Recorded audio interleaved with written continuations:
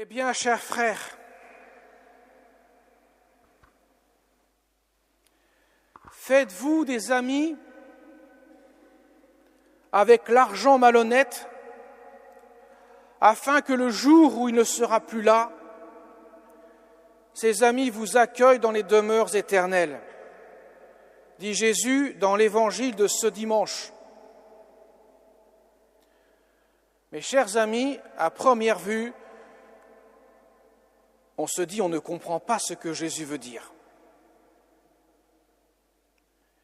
Il prend l'exemple d'un gérant malhonnête pour exprimer quelque chose de très profond, mais l'explication est nécessaire pour bien saisir le sens de l'Évangile et ne pas faire de contresens. Il fit l'éloge de ce gérant malhonnête, Jésus.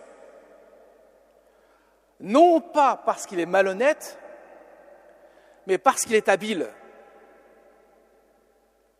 Il loue l'habileté du gérant. Mais vous avez constaté que le gérant est en train de rouler dans la farine le maître, puisque effectivement, il va déclarer beaucoup moins que ce que les créanciers lui doivent, afin de pouvoir être aimé de ceux qui doivent à son maître. Puisqu'il sait que déjà la gérance est perdue, allons-y gaiement, je vais me faire des amis avec ceux qui doivent beaucoup à mon maître. Le constat, inéluctable, c'est qu'il a méprisé son maître pour aimer ceux qui doivent à son maître. Voilà pourquoi Jésus dira, vous ne pouvez pas servir deux maîtres, ou bien vous haïrez l'un et aimerez l'autre, ou bien vous vous attacherez à l'un et vous mépriserez l'autre. Il y a une raison fondamentale à cela. Quand Jésus dit « vous ne pouvez pas servir à la fois Dieu et l'argent », c'est que l'un, c'est une fin en soi, et l'autre n'est qu'un pur moyen. Si le moyen devient une fin en soi, nous tombons dans l'idolâtrie et forcément nous haïssons celui qui est véritablement la vraie fin en soi. Autrement dit, Dieu qui est la fin en soi, nous avons été créés par amour pour Dieu, pour que nous puissions vivre en Dieu, comme le dira saint Paul aux Galates, ce n'est plus moi qui vis, c'est le Christ qui vit en moi. Eh bien, nous ne pouvons pas nous tourner vers un moyen et l'ériger en fin. L'argent n'est qu'un moyen. Voilà pourquoi Jésus dit bien, faites-vous des amis avec l'argent malhonnête, non pas en étant malhonnête, mais ça veut dire soyez habiles pour que vous puissiez mettre toute votre habileté, tout votre zèle dans la recherche de ce qui est vrai, afin que ces amis vous accueillent dans les demeures éternelles. Autrement dit, mettez le zèle dans la recherche du ciel pour qu'une fois au ciel, vous puissiez être heureux. Mais si vous mettez votre zèle dans des biens terrestres qui sont forcément temporaires, vous allez vous retrouver nus,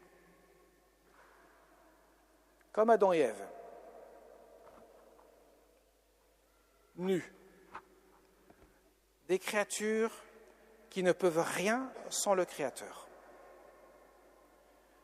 Voilà pourquoi Jésus insiste beaucoup là-dessus.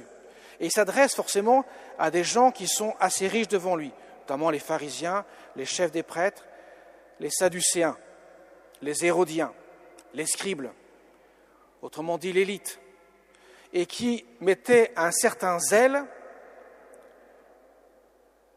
à rechercher la richesse. Et en même temps, ils méprisaient les pauvres parce qu'ils ne connaissaient rien et qu'ils étaient pauvres. Alors forcément, Jésus va les déranger sérieusement. Il leur dit clairement, votre Dieu, ce n'est pas Dieu, c'est l'argent. Et comme le dira saint Paul à Timothée, l'argent est la racine de tous les maux. Autrement dit, l'idolâtrie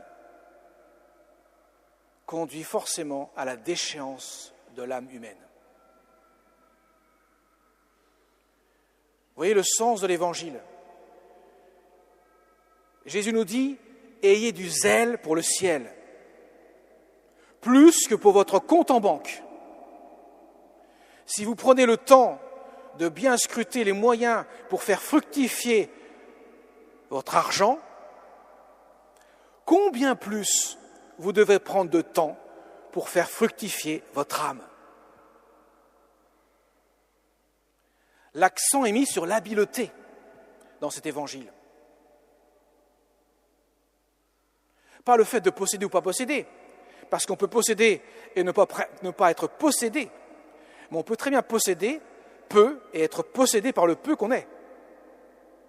Et l'argent possède souvent plus ceux qui pensent le posséder. Je ne sais pas si vous avez saisi.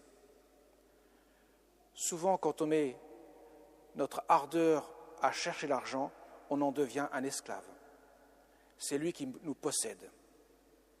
Quand on met notre ardeur à chercher des biens temporels, on en devient esclave. C'est une des raisons pour laquelle Jésus nous invite à une certaine pauvreté de cœur, qui n'est pas tant posséder ou pas posséder, mais de nous détacher de ce que nous possédons, aussi bien en grand qu'en petit. Au contraire, chercher à cultiver le lien avec Dieu, afin que Dieu puisse donner la mesure qu'il veut nous donner pour que nous puissions partager sa vie. Et cela demande du zèle, de l'ardeur. Vous avez remarqué, mes chers amis, que la vie chrétienne est un combat. Et que forcément, si c'est un combat, il va falloir lutter. Il faut prendre les bonnes armes pour lutter. Et que si on prend les armes pour lutter, ça veut dire qu'il faut mettre du zèle. Il faut de la constance, de la persévérance. Car le ciel ne vient pas tout cuit dans le bec. Il demande de l'effort. Il demande la pratique des vertus, qui forcément demande de la persévérance,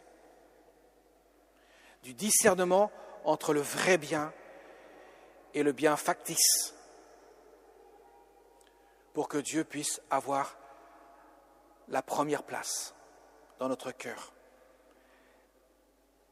Sinon, nous ne verrons même pas l'absence de Dieu, ce que les pharisiens ne voyaient pas. Et pour cela, les saints sont des modèles, des exemples pour nous. Non seulement ils intercèdent pour nous au ciel, dans la communion des saints, mais en plus, ils sont des modèles, des exemples pour nous. Par souvent le mépris des choses terrestres, le mépris, mais dans le sens de la possession de ces choses-là, qui n'avaient guère d'importance pour eux, parce qu'ils voyaient le prix du ciel, le prix de Dieu, qui prenait toute la place, de sorte que le reste était relatif. À commencer par la Vierge Marie, notre Mère du ciel, qui a mis toute sa confiance en Dieu. Même dans les moments les plus tragiques de sa vie, notamment au pied de la croix, sa confiance est telle qu'elle reste inébranlable. Alors demandons, Seigneur, avec l'intercession de notre Mère du ciel, de tous les saints, que nous puissions toujours chercher avec zèle et ardeur le ciel. Amen.